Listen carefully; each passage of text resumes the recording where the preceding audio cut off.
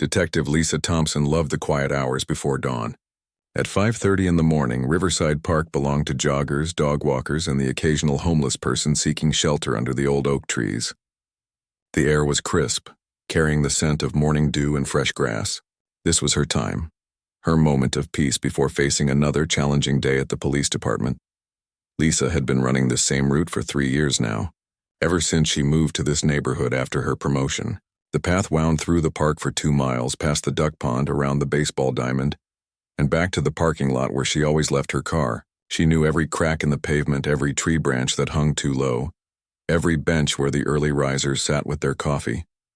Today felt different somehow. Maybe it was because yesterday had brought news of her latest promotion.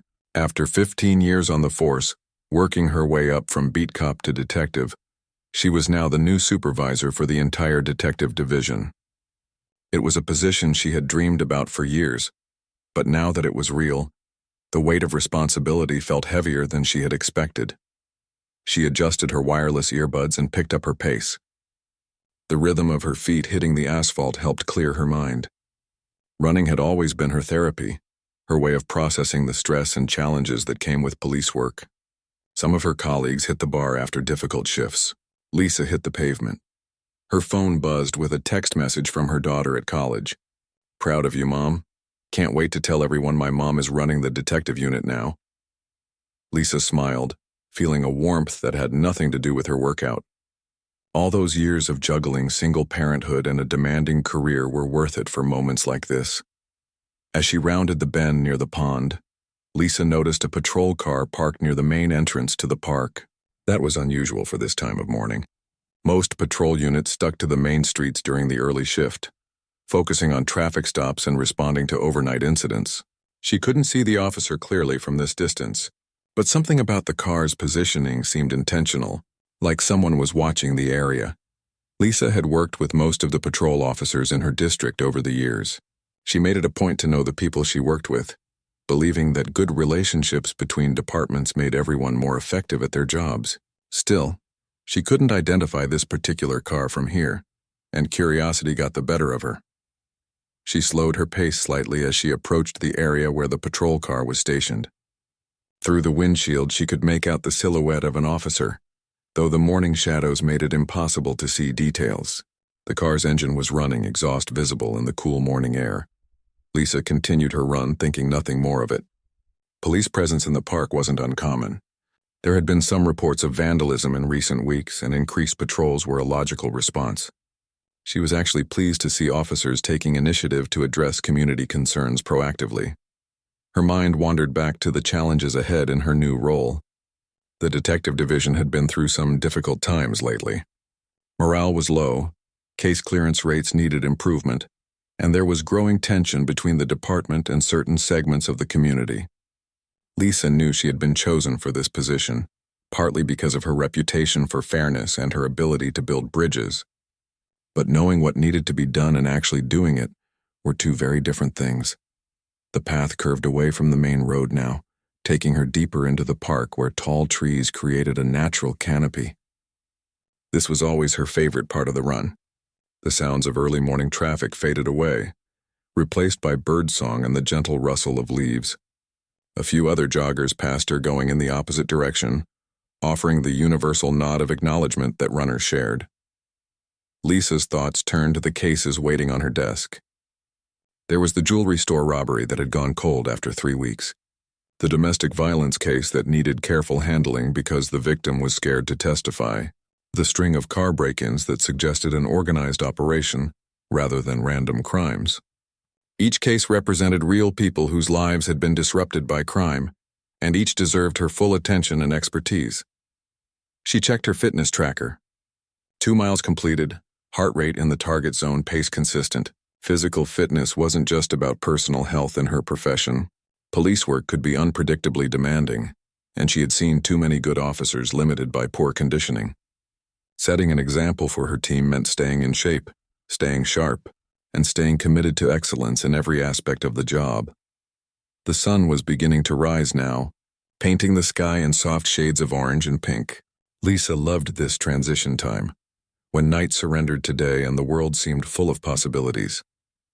It reminded her why she became a police officer in the first place. Not for the authority or the excitement that television shows portrayed, but for the chance to make her community a safer, better place for families like her own. As she approached the final stretch of her run, Lisa felt energized and ready for whatever challenges the day might bring. She had no way of knowing that in the next few minutes, her morning routine would become the center of a situation that would test everything she believed about justice, fairness, and the badge she had worn with pride for 15 years. The patrol car was still there as she completed her loop, but Lisa barely noticed it now. Her mind was already shifting into work mode, thinking about the staff meeting scheduled for 8 o'clock and the reports she needed to review before then. She slowed to a walking pace, cooling down gradually as she approached her car. It was going to be a good day. She could feel it. Officer Tony Rodriguez had been having a rough week.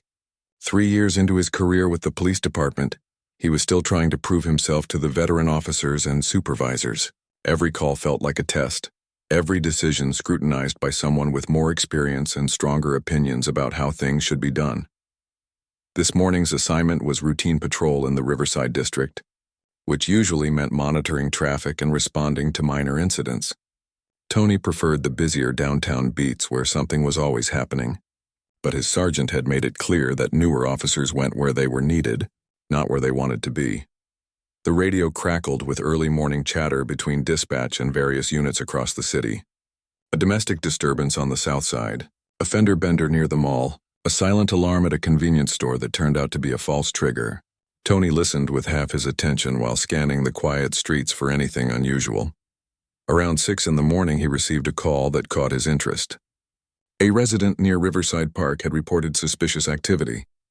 The caller couldn't provide many details, just that they had seen someone lurking around the park entrance for several mornings in a row. It wasn't exactly an emergency, but Tony was eager for something to investigate.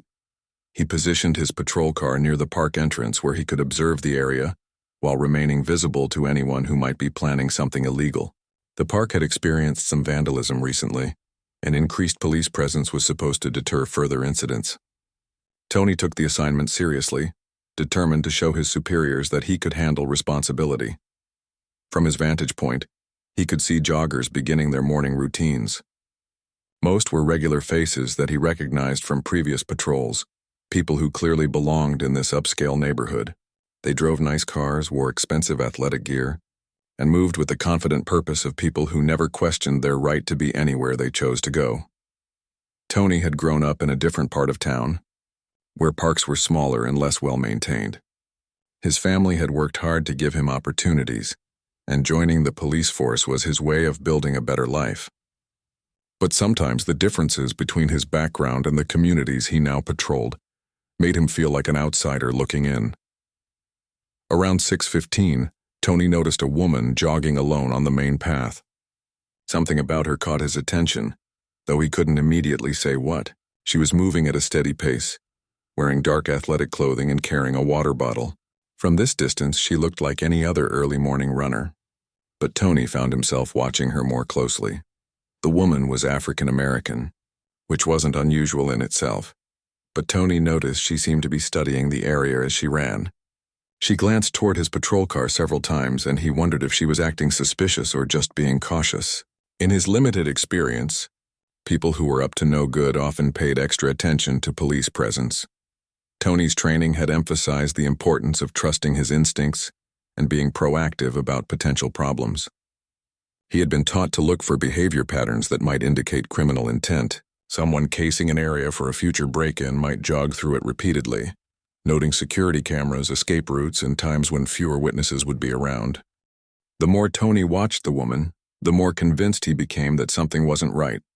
She had been running for at least 20 minutes, following the same route multiple times. Most joggers completed their exercise and left, but this woman seemed to be lingering in the area. When she slowed her pace near the parking area, Tony decided he should make contact.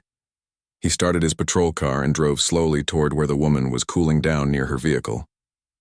As he approached, she looked up at him with an expression he couldn't quite read. Was it concern? Annoyance? Guilt? Tony had learned to pay attention to people's initial reactions to police contact, believing they often revealed more than words. The woman was older than he had first thought. probably in her 40s, with an athletic build that suggested she was a serious runner. She was well-dressed and drove a late-model sedan, not the profile of someone planning criminal activity. But Tony had also learned that appearances could be deceiving, and criminals came from all backgrounds and economic levels.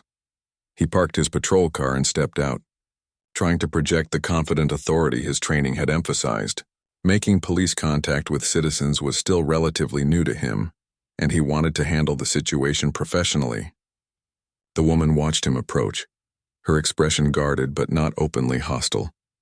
"Good morning," Tony said, keeping his voice neutral and professional. "I'm Officer Rodriguez. I've had some reports of suspicious activity in this area, and I wanted to check in with people who are using the park regularly." The woman looked surprised by this explanation. "Suspicious activity? What kind of reports?" "Just general concerns from residents," Tony replied, though he realized his information was vague. "People have noticed unusual behavior around here lately. I saw you running multiple laps and I wanted to make sure everything was okay." "Everything's fine," the woman said calmly. "I run here every morning before work. Same routine for the past 3 years." Tony noticed she hadn't provided any identification or additional information about herself. In his experience, innocent people were usually more forthcoming when questioned by police.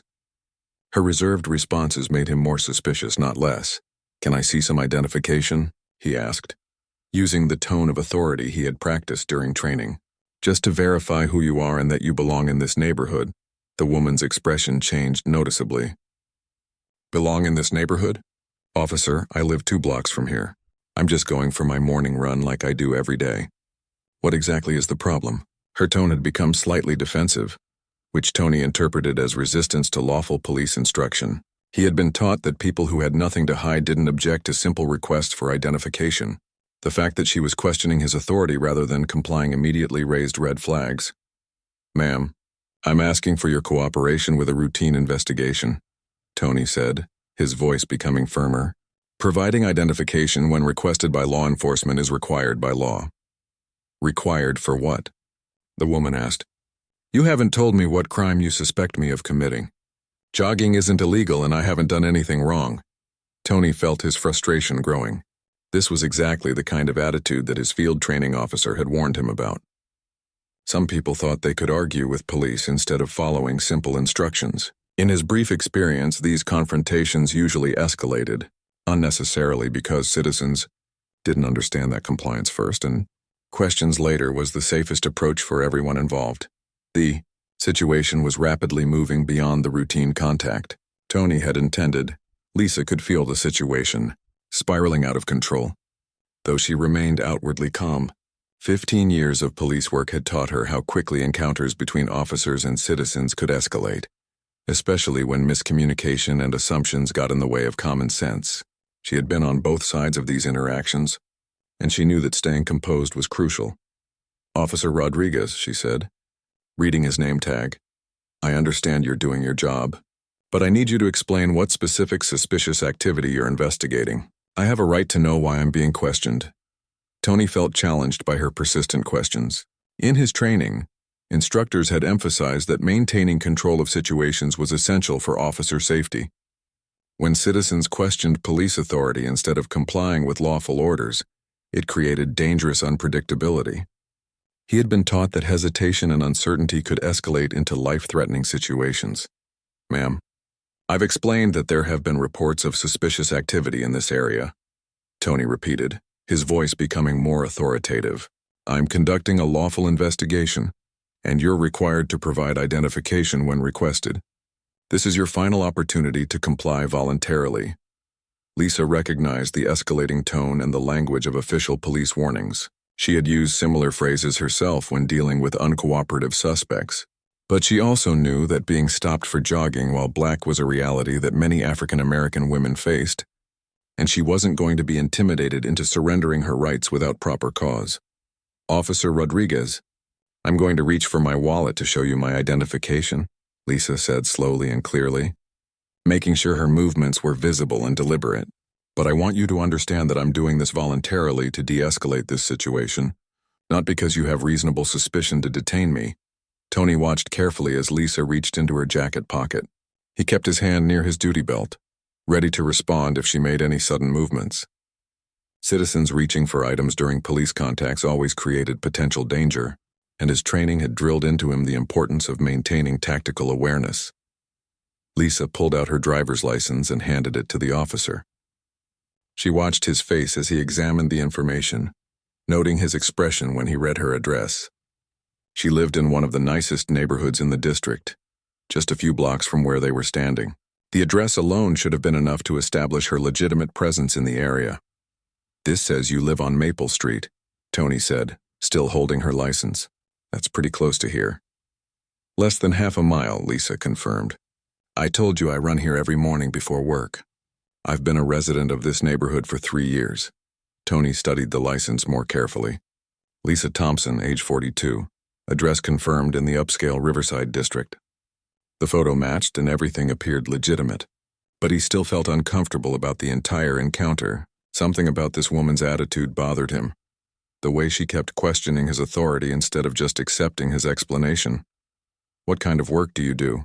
Tony asked, though he wasn't sure why this information was relevant to his investigation. Lisa hesitated for a moment.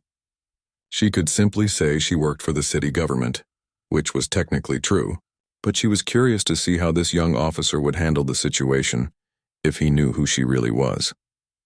More importantly, she was beginning to understand that this encounter was about more than just a misunderstanding. "I work in law enforcement," Lisa said carefully. Tony's expression changed slightly. "What department?" "The same department you work for," Lisa replied. "I'm Detective Lisa Thompson." Tony stared at her for a moment, processing this information. He had heard the name Thompson mentioned around the station, but he couldn't immediately place it in context. There were dozens of detectives in the department, and as a patrol officer, he didn't interact with most of them regularly. "Detective Thompson," he repeated slowly. "Are you assigned to this district?" "I'm the new supervisor for the entire detective division," Lisa said quietly. "I was promoted last week." The words hit Tony like a physical blow. Detective Division Supervisor meant she was one of the highest-ranking investigators in the department. She outranked every patrol officer, most sergeants, and probably had direct access to the chief of police. This was exactly the kind of career-ending mistake that field training officers warned rookies about.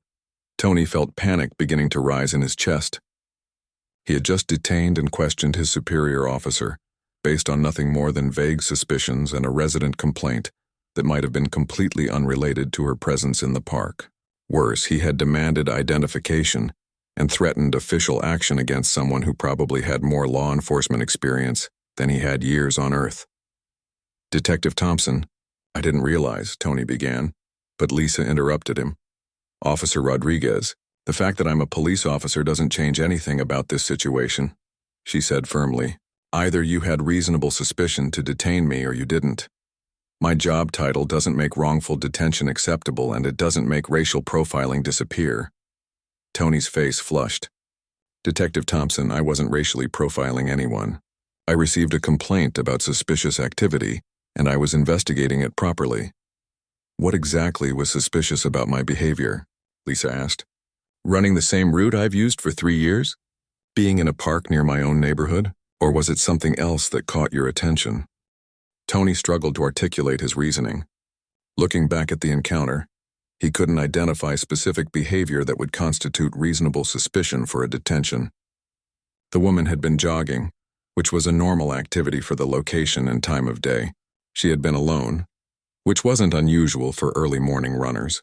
She had glanced at his patrol car, which was natural curiosity about police presence. "You seem to be casing the area," Tony said, though the words sounded weak even to him. "Making multiple passes, studying the surroundings." "I was running laps," Lisa replied. "It's called exercise, Officer Rodriguez. People do it regularly in parks designed for recreation." The criticism stung because Tony knew she was right. He had let assumptions and instincts override proper police procedure. He had approached a citizen without articulable reasonable suspicion, escalated a voluntary contact into a detention, and demanded identification without legal justification. Any of these mistakes could result in disciplinary action, but making them against a superior officer was potentially career-ending. "Detective Thompson, I think there's been a misunderstanding," Tony said. trying to salvage the situation. No misunderstanding, Lisa replied. You saw a black woman jogging in an upscale neighborhood and assumed she didn't belong here. You let your biases determine your actions instead of following proper police procedure. This is exactly the kind of incident that damages community relations and undermines public trust in law enforcement. Tony felt trapped in a nightmare of his own making. Every word that came out of Detective Thompson's mouth was like another nail in the coffin of his police career. He knew she was right about the legal issues, but admitting it felt like professional suicide. His mind raced through possible explanations and justifications, desperate to find some way to salvage the situation. Detective Thompson, I was acting on information from a concerned citizen, Tony insisted, though his voice lacked conviction. I have a duty to investigate reports of suspicious activity in my patrol area. Lisa studied the young officer's face. She could see fear, embarrassment, and desperation in his expression. Part of her felt sympathy for him. She remembered being a rookie officer, making mistakes born of inexperience and poor judgment. But this wasn't just a rookie mistake. This was the kind of biased policing that had plagued law enforcement for generations. Officer Rodriguez, what exactly did this concerned citizen tell you? Lisa asked. Did they describe a specific person? Give you a physical description? Tell you about criminal behavior they witnessed? Tony realized he was in even deeper trouble. The original call had been vague at best, and he couldn't remember specific details that would justify his actions. A homeowner had mentioned seeing someone around the park multiple mornings, but there had been no description of criminal activity, no report of actual wrongdoing. The caller said they noticed someone lurking around the area, Tony said weakly. Lurking? Lisa repeated. Did they say this person was black? Did they specifically mention a woman jogging? Did they report any crimes being committed? Tony's silence was answer enough. Lisa could see the full picture now. A resident had probably called about homeless people or teenagers gathering in the park, and this officer had made his own assumptions about what that meant. When he saw her running, his biases had filled in the gaps that his training and common sense should have caught. Officer Rodriguez, I want you to think very carefully about what happens next, Lisa said, her voice taking on the authoritative tone she used when interrogating suspects. You've detained a superior officer without reasonable suspicion. You've demanded identification without legal justification. You've made assumptions based on race rather than behavior. Each of these is a serious violation of department policy, and potentially a violation of my civil rights. Tony felt sweat beading on his forehead, despite the cool morning air. Everything Detective Thompson was saying was true, and he knew that any formal complaint would be supported by facts he couldn't dispute. His brief career in law enforcement was probably over before it had really begun. Detective Thompson, please, Tony said, his professional composure finally cracking. I made a mistake. I can see that now. But I wasn't trying to profile anyone. I was just trying to do my job. Your job is to serve and protect all citizens equally, Lisa replied. Your job is to follow constitutional guidelines and department policy.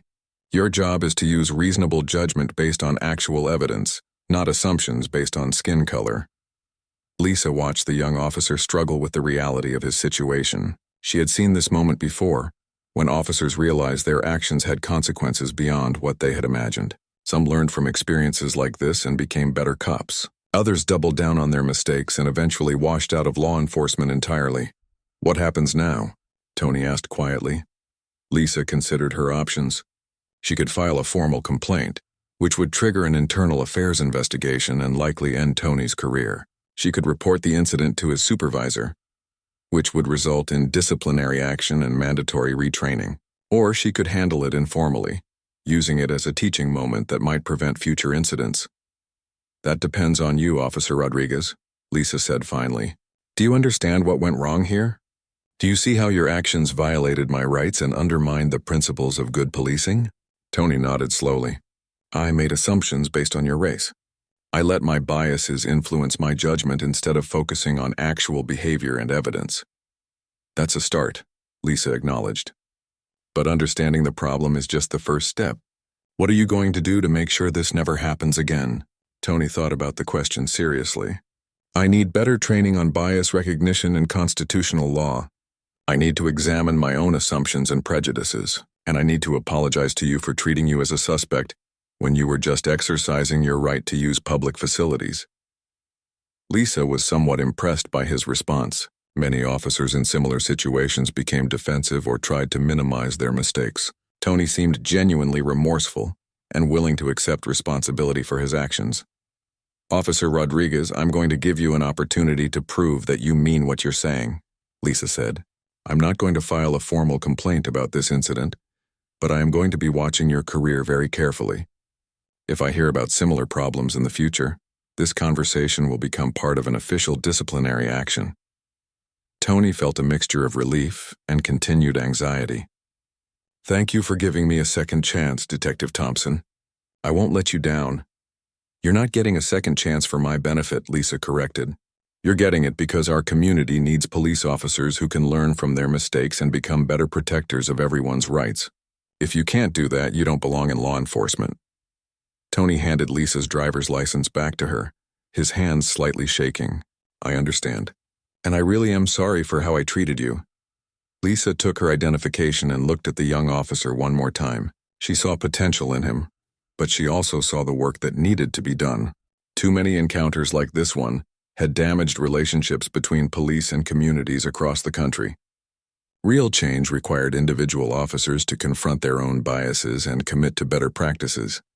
"Officer Rodriguez, I want you to do something for me," Lisa said. "I want you to research the history of racial profiling in law enforcement. Read about the impact these practices have on communities and families. Understand what it feels like to be treated as suspicious simply because of how you look." "I will," Tony promised. "And I want you to think about what kind of police officer you want to be remembered as," Lisa continued. "Someone who protected and served all citizens equally, or someone who let fear and prejudice guide his decisions." 3 months had passed since the incident in Riverside Park, and both Lisa and Tony had been changed by that early morning encounter in ways neither could have predicted. For Lisa, the experience had crystallized her understanding of the challenges facing her new role as Detective Division Supervisor. She couldn't solve systemic problems with individual conversations, but she could use her position to create lasting change throughout the department. The morning after her encounter with Officer Rodriguez, she had begun developing a comprehensive training program focused on bias recognition and community policing. The program wasn't popular with everyone. Some veteran officers grumbled about political correctness and questioned whether such training was necessary. But Lisa had backing from the Chief of Police, who understood that community relations were essential for effective law enforcement. More importantly, she had support from officers like Tony Rodriguez, who had become unexpected allies in the reform effort. Tony's transformation had been remarkable. True to his promise, he had spent weeks researching the history of racial profiling in law enforcement. He read academic studies, court cases, and personal accounts from people who had been wrongfully targeted by police. The more he learned, the more he understood how his own biases had shaped his perception and decision-making. But reading about bias was different from confronting it in real situations. Tony had requested assignment to community policing duties, where he could work more closely with residents and build relationships, rather than just responding to calls. The work was challenging in different ways than patrol duties, requiring patience and communication skills that Tony was still developing. On a Tuesday morning in October, Tony was walking a beat in the downtown business district when he noticed a commotion near the courthouse. A well-dressed elderly black man was having a heated discussion with a security guard who seemed to be blocking his access to the building. Several people had stopped to watch, and Tony could see the situation was attracting unwanted attention. 6 months earlier, Tony might have approached the scene with assumptions about who was right and who was wrong. He might have sided with the security guard automatically, or made judgments based on appearances rather than facts. But his experience with Detective Thompson had taught him to gather information before drawing conclusions. "Good morning," Tony said as he approached the two men. "I'm Officer Rodriguez. Is there a problem I can help resolve?" The security guard, a younger white man who looked relieved to see police backup, spoke first. "This gentleman doesn't have proper identification to enter the courthouse. He's been arguing with me for 10 minutes and refusing to leave." Tony turned to the elderly man, who was clearly frustrated, but trying to maintain his dignity. "Sir, what's your understanding of the situation?" "I'm Attorney Harold Washington," the man said, producing a business card and bar association membership card. I have a hearing scheduled in Judge Patterson's courtroom in 20 minutes. This security guard claims my identification isn't sufficient, even though I've been practicing law in this courthouse for 32 years. Tony examined the credentials, which appeared legitimate and current. He also noticed that Attorney Washington was carrying a briefcase and legal documents that supported his claim about having business in the courthouse. The security guard's explanation wasn't adding up. What specific problem do you have with Mr. Washington's identification? Tony asked the security guard. Well, anyone can fake business cards, the guard replied defensively, and I don't recognize him as someone who comes here regularly. Tony recognized the flawed logic immediately.